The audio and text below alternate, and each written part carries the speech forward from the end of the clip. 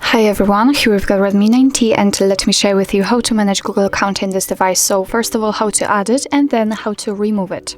So firstly, we have to enter the settings, so let's do it. And now let's scroll down to actually very bottom in order to find the account section. In the middle, we've got Google section, so you can add a Google account and to remove it using it, just tap on it and here you will be able to sign into your Google account. But I personally prefer accounts and sync. Sorry, I misclick.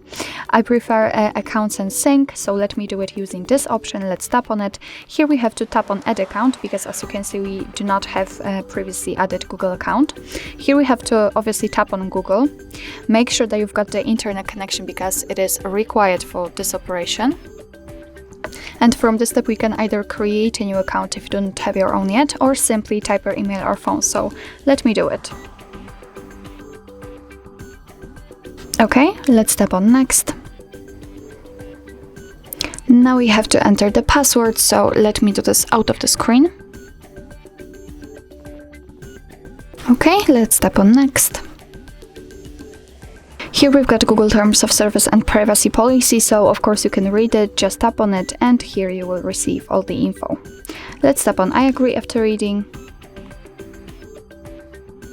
Here we've got the shortcut of backup and storage info, so just tap on accept.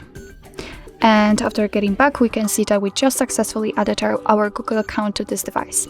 If you'd like to remove it, nothing easier, trust me, just tap on this Google account you want to remove, tap on this more icon and tap on remove account.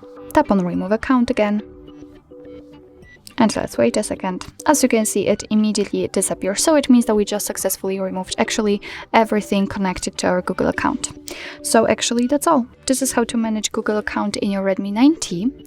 Thank you so much for watching. I hope that this video was helpful, and if it was, please hit the subscribe button and leave the thumbs up.